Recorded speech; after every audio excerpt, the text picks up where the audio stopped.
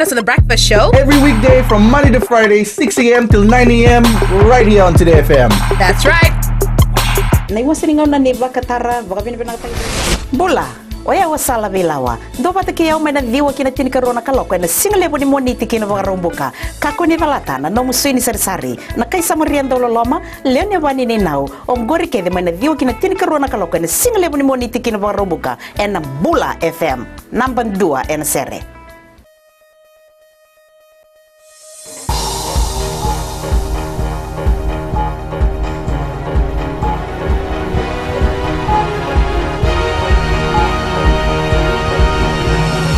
In the news tonight, National Register of Voters released to political parties. Civil servants told to improve delivery of service to the public. And owners hold vessel for inspection.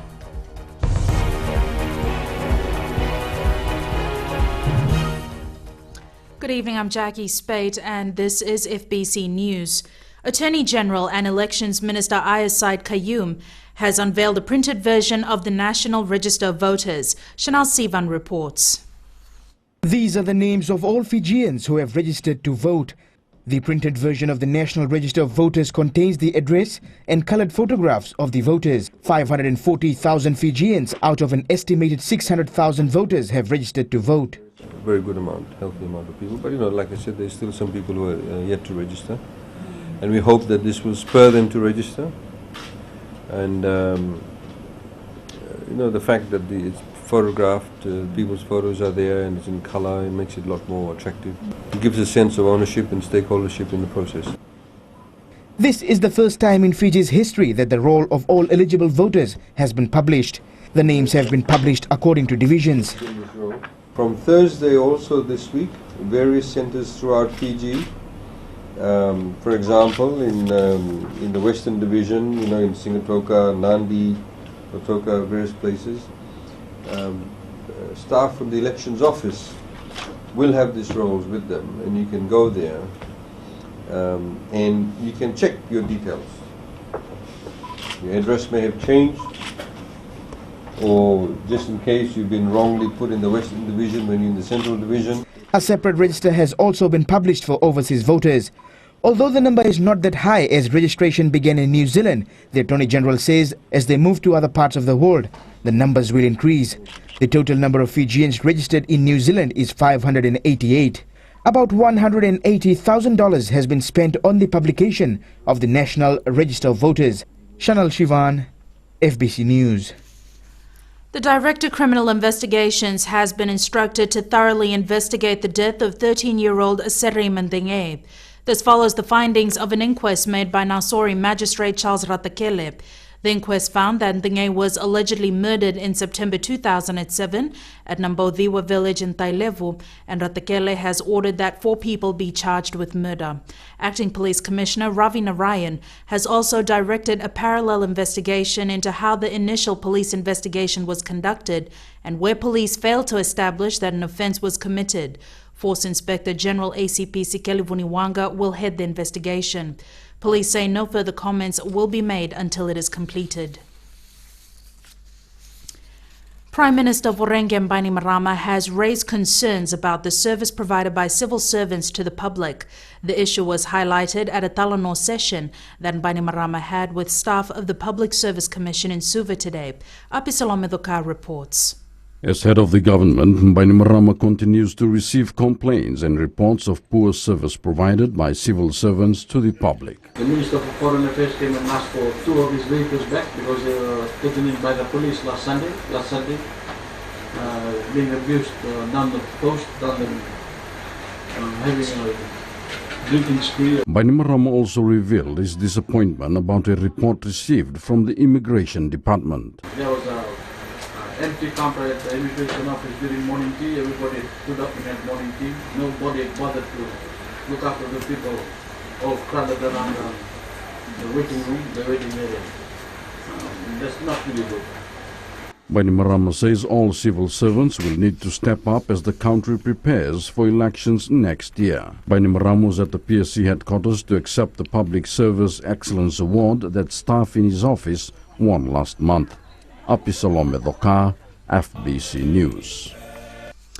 The owners of MV Sullivan have decided not to sail their vessel during this peak travel season until an overseas expert has thoroughly inspected the ship. The vessel developed electronic problems as it sailed from Savo to Suva last week and has since been berthed in Suva.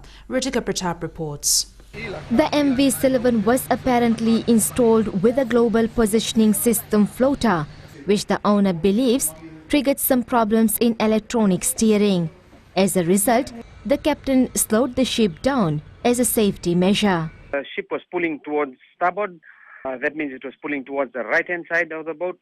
And then we were slowing the engine down to try and bring it back to midship. When we slowed the boat down, then it responded, and because we were just close to Belchers. But I must say that we were moving but we weren't going round and round and round. Naidu says there was no risk to the passengers. I can confirm that. I can confirm because I was on the vessel myself. There was no risk. The sea was flat calm. As far as the safety of the passengers were concerned, they were all safe. Technicians have inspected the vessel, but Naidu wants to get an opinion from an overseas expert. The solution in this is to safely anchor it out until such time that an expert can come and see it. We do a sea trial.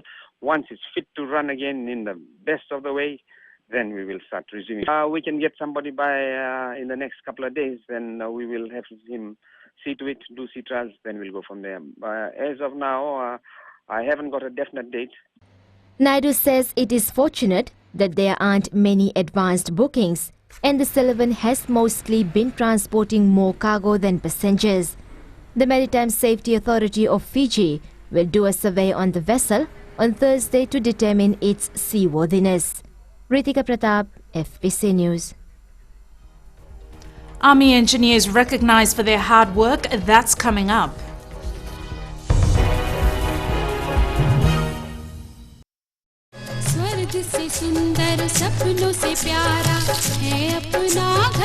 जहाँ हो प्यार का बसेरा और रिश्तों की खुशबू, वो है आपका अपना घर संसार. Join me on Ghar Sansar, Monday to Friday, 9 a.m. till 12 p.m. only on Radio Fiji 2. Hope you're enjoying the music right now on Gold FM. Only the classic hits, especially if you're spending your time at home or around the office. I certainly hope you're taking it easy and enjoying the music coming your way. Well, I got a whole lot more to keep you moving and to keep you going right up until you reach knock-off time.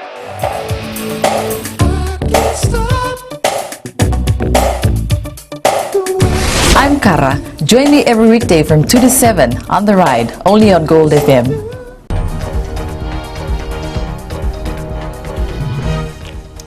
Welcome back. This is FBC News. Army engineers were recognized for their contribution to the military as part of Sappers Day. Epeli Tukuasa was at the celebrations at QEB in Suva. Today was a special day for Fiji Military Forces engineers as they gathered at their headquarters in Namboa. Everyone looks forward to this particular day. It's normally celebrated on November. This year we've decided to push it forward to December to coincide with our breakup due to our busy commitment this year. Sappers Day like this is an annual event celebrated by military engineers worldwide. The day is always a time where these officers look back at what they have achieved throughout the year. Over 30 projects around the country that has kept us busy. As for now, after today, they'll be redeploying back tomorrow and the day after. So some of these troops will be spending Christmas and New Year's out there in the field, continuing their projects. The engineers have been involved in a lot of development work in the country as they help improve the lives of people, especially those living in the rural areas. Epeli Tukuasa, FBC News. Prime Minister Vorengem Bainimarama was today presented with the Public Service Commission Public Service Award. The award was won by the Prime Minister's office last month. PSC Permanent Secretary Parmesh Chand says they now have their eyes set on 2014. It has been a good year because we started off with a lot of work on reforms, improving the performance of the ministries, improving the delivery in services, ensuring that the gaps which existed are filled in terms of staffing and that they have good work tools as well as the environment to perform. The Public Service Excellence Awards are an annual event. The Water Authority of Fiji has begun upgrading the capital city's main 2.5-kilometre sewer line. Mika Longa reports the $2.5 million project showcases the use of modern technology. Water Authority Chief Executive Opetea Ravai joined his staff last night as crucial and groundbreaking work began on the sewer line. A new technology will replace the old mode of digging roads or pavements to relay damaged sewer lines. Once the liner goes in, the final product that you look at is something like that, and it forms the shape of the existing pipe. The surface is so smooth. What happens, the water just goes. The water flow is really nice. This is what's been used in overseas. As you know, that overseas, when it comes to digging, they make it the last priority, last thing on the list. This is the first thing that comes in their mind. Is let's put a liner inside. The exercise reduces wharf's expenditure by more than half and avoids unnecessary congestion in towns and cities. And the technology is specifically designed for areas near the sea. This is where we have found that because of the old pipes, there's seawater infiltration. And so we are pumping seawater to our wastewater treatment plants. It's a waste of energy, and it's also it's not good for the treatment process as well. This CCTV live image clearly shows the corrosion of the sewer pipe laid under a part of the government buildings in Suva some 40 years ago. Fletcher, New Zealand has been contracted to carry out the work, which includes assessing the extent of damage to the sewer lines. After they've relined it, we'll check it again with the same CCTV that I'm talking about to see the integrity of the relining exercise and see if there's no infiltration, there's no leaks. This is a historical moment for Fiji. This exercise of wastewater relining will sustain the wastewater pipes for at least 15 to 20 years to need another exercise of this sort. Mikalonga, FBC News. Jamie joins us now with sports. And what's this I hear about $5,000 jerseys? Well, in a bid to raise funds, the FRU last night launched its centennial jerseys, and you heard right, $5,000 a piece with only 200 jerseys for sale. Wow. How many have they sold? 15 so far, which is not a bad start. So if you want to make it 16, Jackie, and get one for me, I won't mind, just saying. Dreams are free, Jamie. Dreams are free. Hey, who is the support, man? Well, while Jackie ponders on that thought, we'll be back after the break with this story and more.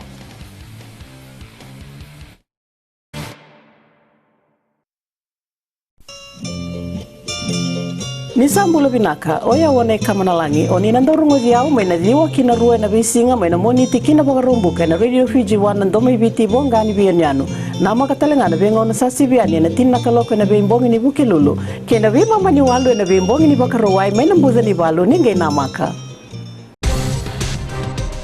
I wake up in the morning, I prefer to go down to the gym, get a bit of physical work done. Also, later on in the day, I decide to go through for meditation.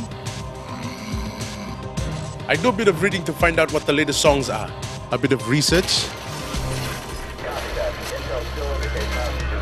And for me, it's all about the listeners. Hey, what's up? I'm Rio, and this is the Traffic Jam every weekday from 3 o'clock to 7, only on Today FM. Today is hit music. What's up?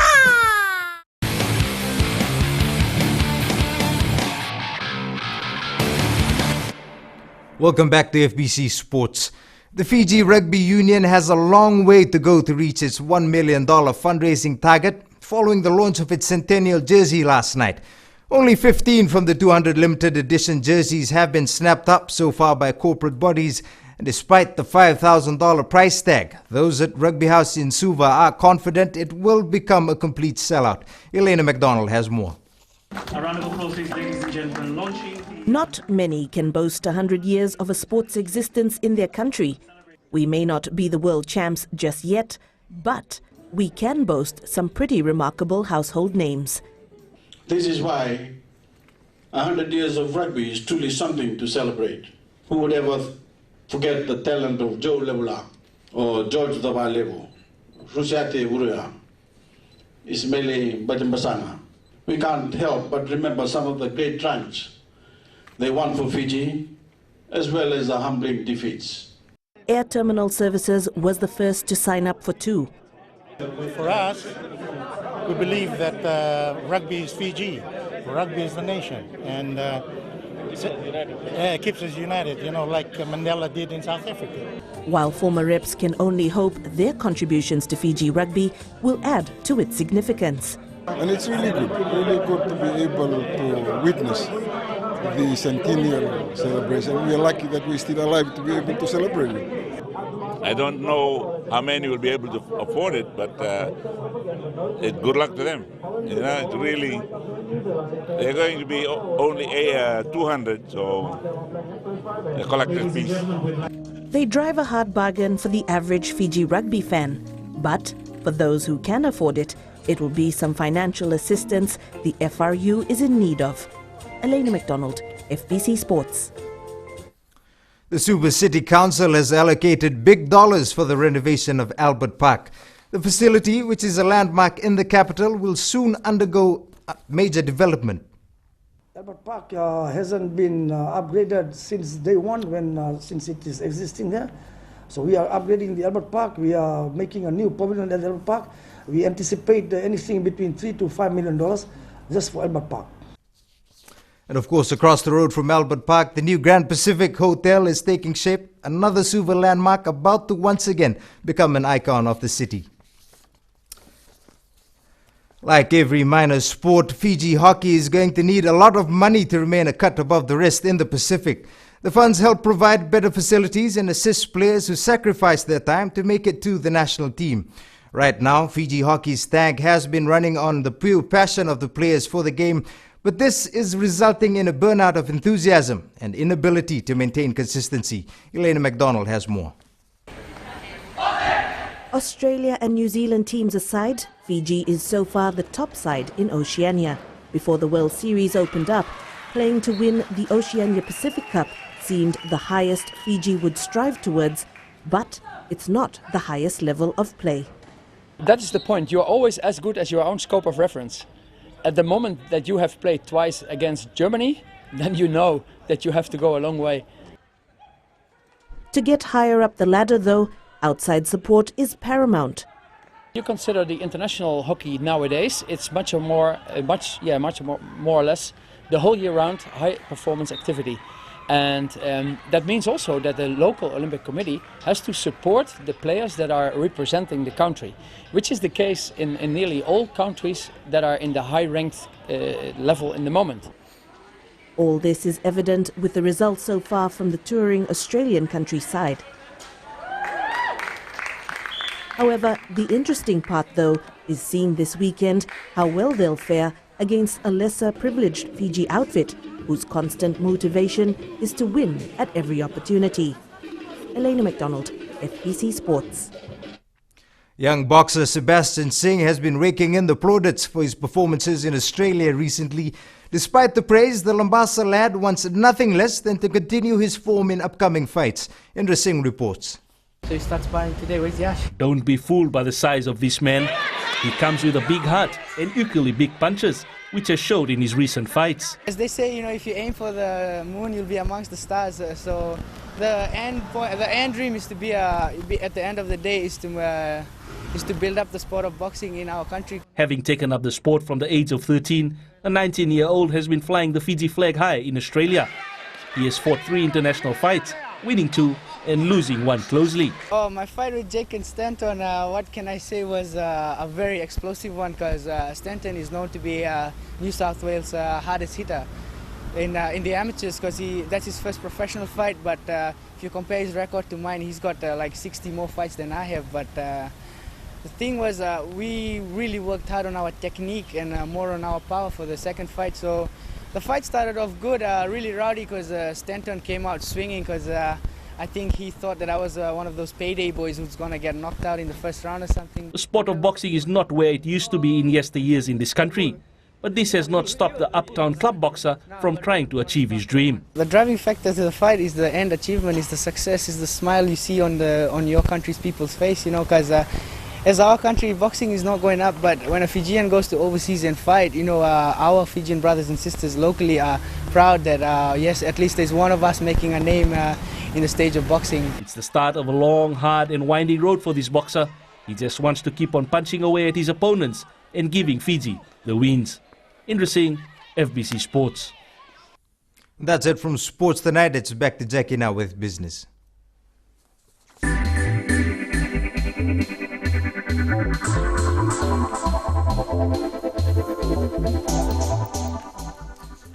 The Tourism Ministry and the University of the South Pacific have signed a Memorandum of Understanding to help develop the industry.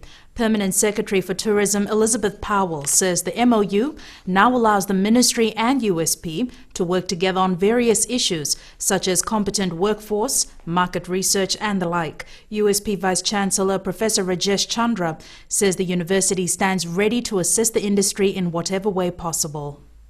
It has made very significant headway in tourism, and its future success in tourism would depend very significantly on high quality human resources, on research, on being able to pick up on best practice in other places.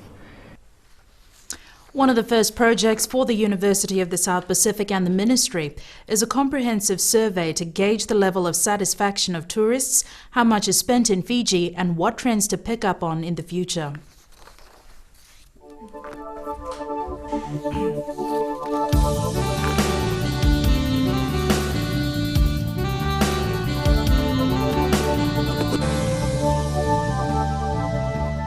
Weather time now, and you got it wrong, Jen. We didn't have any thunderstorms today. Actually, Jackie, we did have thunderstorms today. Okay, so that was only one major center, but like I've said before, no need to shoot the messenger. Elsewhere, it was sunny the whole day, with the capital experiencing only a few morning and afternoon showers. And how about the heat in Ba today? The town of the Men in Black are on 34 degrees. Suva, Nandi and Lautoka are not too far behind on 32. And there are the thunderstorms again. It seems we're going to have a lot of rain tomorrow afternoon. And here's a photo taken from Delai Koro in Lambasa. Thanks, Amitesh, and thanks to everyone else for sending in their photos. You have a great evening, and we'll catch up again tomorrow. Thanks so much for that, Genevieve. The main points again: the Elections Minister has given political parties the National Register of Voters as preparation continue for the 2014 elections. The Director of Criminal Investigations has been instructed to thoroughly investigate the death of 13-year-old Serei Mandenge of Namboviwa in Tailevu. And the owners of MV Sullivan have decided not to sell their vessel during this peak travel season until an overseas expert has thoroughly inspected the ship. Now to our poll question, we're asking: should Fiji be allowed to participate in the 2014 Commonwealth Games? To answer, visit our FBC website. Remember, you can send us newsworthy pictures and videos on email citizenseyes@fbc.com.fj or share it with us via our Facebook page FBC News. And if you're on Twitter, follow and tweet us your stories at FBC News or simply hashtag FBC News. That's all from us tonight. Nimo Demanda.